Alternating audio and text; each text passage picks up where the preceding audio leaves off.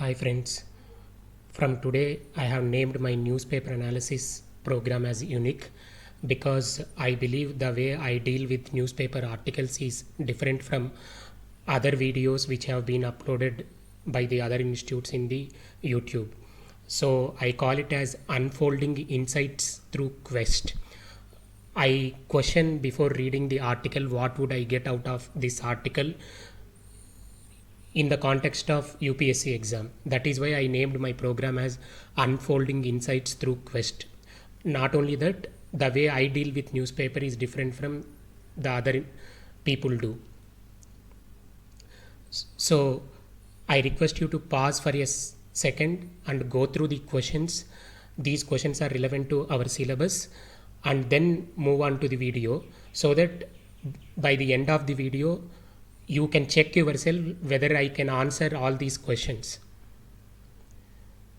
So this particular article is related to urbanization. I have picked it from Indian Express. They are saying that COVID-19 pandemic offers a chance to pursue an alternative model of urbanization. That is what their main argument is. Pandemic offers chance to pursue an alternative model of urbanization. That is why I coined my question, do you think COVID-19 presented another strong case for reimagining the development model which currently leaned towards city-centered? So what are the two strong COVID-19 context related arguments which are put forward to dissuade urbanization which is imbalanced? Imbalanced urbanization which is distress fueled migration based urbanization, such kind of urbanization is to be discouraged. That is what they are saying. So one is mass movement of migrants in India. We have seen in the context of COVID-19 the distress they have faced, the turmoil they have went through. Sorry, these are all making strong cases to dissuade imbalanced imbalanced development, where only few regions are more developed, the other regions are underdeveloped, so people will move from underdeveloped to more developed. So we have to try for balanced development model. Second argument they have put forward is rapid spread in dense centers. For example, many of the hotspots which are hotspots in the context of COVID-19, they are from congested urban centers. So this is making a very strong case that whenever there is a disaster like fire accident or epidemic outbreak, whatever it is, congested urban centers are going to exacerbate the effects. They are going to amplify the small things into a disaster. So that is why these two are very strong arguments in the context of COVID-19. So you have to quote in the exam these two things in the order of your arguments. Then you can quote other traditional arguments which we have been studying for many years, or we are listening for many years. And I have divided them into proper dimensions. You have to organize your notes also into proper categories. Then only you can remember well and reproduce them in the exam well. So the arguments I have divided into social, environmental and economical.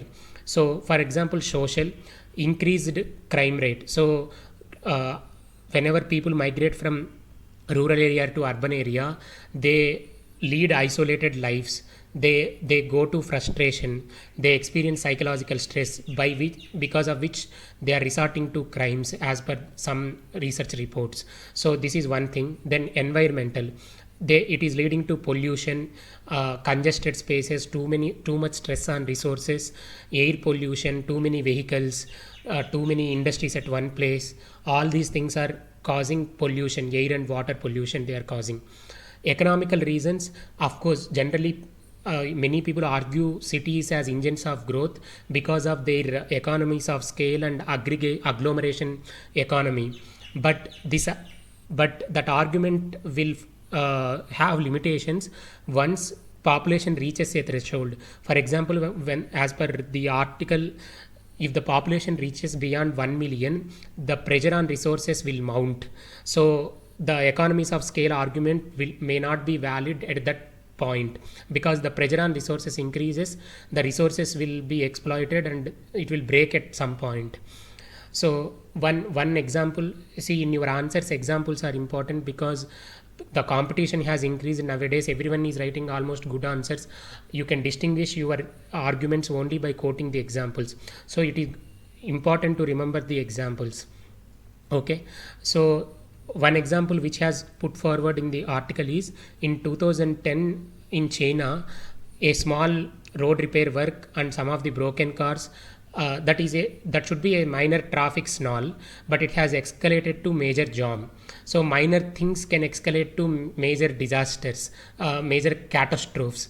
So that major jam for 120 kilometers it has led, because of which drivers could not go anywhere for 12 days. Imagine the kind of disaster it has created. So these kind of arguments you can quote to argue against imbalanced development model and distress fueled migration, which that if that is the basis of urbanization, then we should dissuade that practice.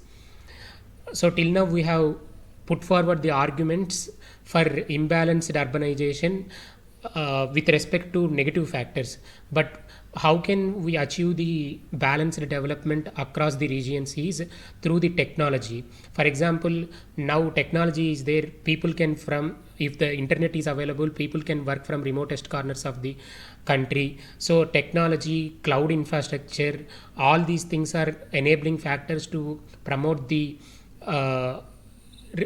balanced and inclusive, all regions can be developed on equal footing. That is, technology is the positive factor to encourage the balanced development model. So what should be the way forward? We have made arguments for saying that imbalanced development, such a urbanization is not right. So what is the way forward? We have to promote smart villages, not just smart cities. Smart villages through urban mission by government. Government is also considering a cluster of villages where they can create, using the strengths of those villages, crops and the other traditional industries. They can create some industries and establish forward and backward linkages. For example, how can smart villages be established? Through agriculture, because most of the rural economies are based on agriculture. You can create forward and backward linkages and through and establish food processing industries. Thereby you can create the employment not only just in agriculture but also in manufacturing, and food processing industry comes under that category. You can create employment for the educated youth in those industries. They can be marketing managers, they can be strategy guys, they can be product managers. So not just they can be farmers, they can be entrepreneurs, they can be leading managers in those companies. Then there is a program by government called ARYA, attracting rural youth to agriculture. Those kind of schemes also you can quote in your answers. Then finding product market fit for traditional industries. In rural areas there could be many weavers, their textiles can find their textiles may be in demand in urban areas in other countries. So we have to see whether the products they are making, where they can fit in the market. We have to make that study. Thereby we can promote employment in rural areas. And also currently UP and Bihar government are doing good thing, that they are mapping the skills of migrant laborers. They are knowing what industry they use it to work in the other states, and state governments are approaching that particular industries and asking them to establish those industries in their states itself by providing them tax incentives and other things. And also they are seeing the skills of the migrant laborers and thinking how can they use it in government related construction activities and MG and Rega programs. So this is very important thing. You can quote UP and Bihar examples. And technology should be, as I told, technology, but if you make internet available for the remotest corners of the country, then we can promote development better way. So we can bridge the digital divide. Government has taken steps towards that through BharatNet, by connecting gram panchayats through internet. We have to accelerate so that all villages can be connected. This is the way we can achieve smart villages. Reforms in agriculture, skill mapping, find product market fit, and technology. Next, Okay, I think there is one more slide which where I have quoted how can we achieve inclusive growth. Through for inclusive growth, you can quote the same. For inclusive growth, you can quote the same steps, but inclusive growth is a more broader concept. I have discussed here inclusive growth only in the urban rural context. I mean, not promoting growth only in the urban areas but also spreading it to rural areas. That is only one dimension of inclusive growth. There are many other dimensions to inclusive growth which we will discuss as and when it is relevant. Okay, then leveraging private sector. This is related. This article I have picked it from Hindu editorial. This article's main argument is the pandemic is providing a context where private sector can be effectively engaged to handle the pandemic crisis effectively. Not only pandemic crisis, if these things work well, we can see whether these things can be sustained for handling the other regular public health related issues. Okay, please observe that many authors and many people are writing articles in the context of COVID-19. Whatever good things they used to propose earlier, uh, they are they are making a strong case by taking the by resorting to COVID-19, because whenever you have to persuade people, you should make a strong case. Even when you write answers in your paper, when you are talking to someone in the interview, whenever during any interaction with any in any educated discussion, you should make a strong case so that people will listen to you. So making a strong case whenever you are arguing is very much important. So generally experts use whatever current happenings in the society and base their arguments in that context so that it can be sold well. So they want to sell their ideas, they want to get currency for their ideas. How will they get currency for their ideas? It is by taking whatever happening in the country uh, and linking their arguments with that particular thing. That is how they make a strong case. We can learn from them the same practice. So in this context, leveraging private sector, how so the authors told that we can use private sector in four categories. One is laboratory tests, the second one is hospital infrastructure, the third one is central intelligence system, fourth one is supply chain. I will discuss everything in a sequence. First, with respect to testing of the COVID-19 thing. So once there is a suspected suspected case through the symptoms, then the next step is logical step is to test them whether to confirm whether it is correct or not. So option one is accredited private laboratories can be asked to jump into the government hospitals, and by providing them a proper infrastructure within the government hospital and their supply test kits to them, they will test, they will use their expertise and test, because government itself cannot handle such a large number of cases. This is one option. Second option, they need not come to the government hospital and establish their facilities there, but instead they can have their own laboratories already, and their a patient will be issued e-voucher, patient will go there and get tested, and when the private lab center produces that e-voucher, they will get the reimbursement. That is the second model. Third model is when there is high density where there are high number of cases in a small area, such clusters where there are hotspots, there a mobile sample collection and testing facility can be established so that the testing process will be very faster and testing will also be effective. So as part of this contract, cost of tests, key performance indicators and payment system, how the payment will be made, what should be the way to evaluate the effectiveness of the private player, and cost of tests, all these things should be part of the purchase contract. Okay, then the second thing is hospital infrastructure, that is improving the infrastructure in tier 2 and tier 3 cities. Currently the COVID-19 hospitals are mostly based in tier 1 cities, and tier 2 and tier 3 cities we have to now expand because the number of cases are increasing day by day. It is the need of the hour to increase the infrastructure in tier 2 and tier 3 cities. So by recognizing that government has also increased the viability gap funding to 30% so that the private player can jump in, because private players are look for profit. If it doesn't make strong business case, they don't step in, they don't put in their investments unless and until they see some profit. They don't put in the investment. So maybe to some extent only their investment to will make sense, but wherever whatever amount doesn't make business case, their government will step in and government will pump in that amount. That is what is called viability gap funding. So viability gap funding it is meant to encourage the private players to come and invest in that way, in the way government wants it. So option one in bringing private sector into hospital infrastructure is asking private players to refurbish the existing wards in district hospitals to ICU ward.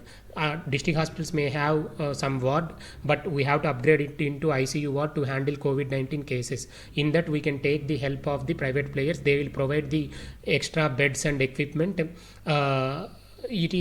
It is relevant if the government hospital has ICU staff available. But if the ICU staff is not available, then we have to take both staff and the equipment and other things from the private players. And later, when the need is no longer valid, that means once the COVID-19 is subsumed, then the ICU ward can be transferred to some specialty ward in the government hospital itself. Okay. Option 3 is not the COVID-19 treatment is not confined only to the government hospitals, but we will, like in the Arogya Sri scheme or the Pradhan Mantri Jan Arogya Yojana scheme, in that there will be some empaneled private hospitals. You go and get treatment there, and later government will reimburse that amount. In the similar way, here also there can be empaneled private hospitals. There will be robust referral system from the government hospital to the private hospital. There will be some agreements, agreement on tariffs, quick reimbursement. All these should be part of the clear policy directions. So overall, this article says that you should have a clear policy first. Basically, whatever I am discussing here, the 4 components should be part of that policy. So without clear policy, the government's measures will be ad hoc. There won't be any logical and systematic way of approaching to the issue. So the authors argued that there should be a clear policy. Whatever I have discussed, the 4 components should be part of that policy. We have discussed till now about the laboratory tests and hospital infrastructure. The third one is central intelligence system. That means end-to-end seamless integration from the moment a symptomatic case is identified till the extent that he gets the treatment in the right place, whether it is public hospital or private hospital, wherever it is, till that extent. First identifying the case, then contact tracing, then testing, and then allocating him to the right treatment center, and then reimbursement. Everything should be seamless. For this, IT infrastructure can be used. Indian private sector is known for IT expertise, especially with respect to services. So healthcare is also comes under services. So we can rope in expertise of IT behemoths of the private sector. And now comes to the last point, that is supply chain. For example, there are less number of testing kits are available, and less number of protective equipment are available. So there are plethora of innovations and prototypes invention is happening in IITs and in many research centers, universities. It is happening. Government should have a mechanism to test them in quick time and approve and grant a license for production, which includes patenting. And also not only ensuring to that level, they should get the credit and so that they can manufacture them, and at the same time after manufacturing they should have the assurance that these equipment will be brought by someone. So that is what buyback guarantee means. Buyback guarantee means government should tell them that we will procure at least this much number of equipment. That is what is called buyback guarantee. So all these 4 things should be component of the health policy in the context of COVID-19. This is especially related to how private sector can be roped in to handle the crisis by joining the hands with the private public sector. Okay, so similarly, there was one more editorial in the Hindu paper where they talked about profit but not profiteering. So you can make profit out of business, but that profit should not be by exploiting too much. So there should be a reasonable a margin. There should be business ethics also. So in that context, there is this editorial which is telling that state has intervened at the right time. So the strategy employed by the central government to cap the price of tests for COVID-19 at 4,500 in private labs, it could have been used to regulate private hospitals charges too. So central government has capped the price at 4,500. So that same principle can be used to regulate private hospital charges too. Since health is under state list, many state governments are taking that steps instead of central government. For example, Tamil Nadu government has capped the private lab tests at 3,000, and they are also ensuring that the costs are not exorbitant, and they have fixed at a reasonable prices. Those prices are arrived at by discussing with the private players. It was a participatory process, so it is according to democratic principles. It is not mere applying heavy hand of the government. There were due consultations. So you can quote this one as examples, as one example of state intervention at the right time. And going back to the earlier discussion that the private sector, using private sector in the health in handling the health crisis, you can use that framework even in our ethics case studies. There can be ethics case studies related to these kind of things. Even in ethics case studies, you can use that framework and these kind of examples. So finally, I am going to handle now GS3 with respect to agriculture. We have already discussed more or less how can India achieve the vision of doubling farmers' incomes by 2022. But here I just wanted to add little more data which makes your answer very strong. So the important thing is this article I have picked it from the Indian Express by the famous agricultural economist Mr. Ashok Gulati. His articles are very insightful. So his main arguments are if we want to achieve the farmers' incomes, if we want to double the farmers' incomes by 2022, we need to achieve the growth rate of 10.4% per annum. With respect to farmers' income, every year you should achieve 10.4%. Only then you can achieve the vision of doubling farmers' incomes by 2022. Currently, it is only 3.6 to 3.7% per annum. As per the latest data available as on 2015-16, the farmers' incomes growth year on year is only 3.6 to 3.7%. So going by the present end, we would achieve only less than 50% of the target. So we will not achieve doubling the farmers' incomes. We will fall short of almost 50%.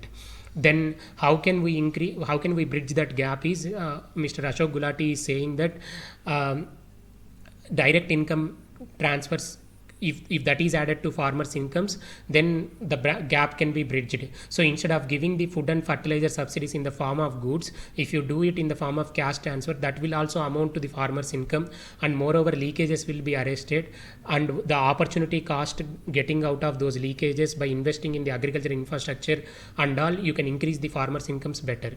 This is the argument extended by Mr. Ashok Gulati.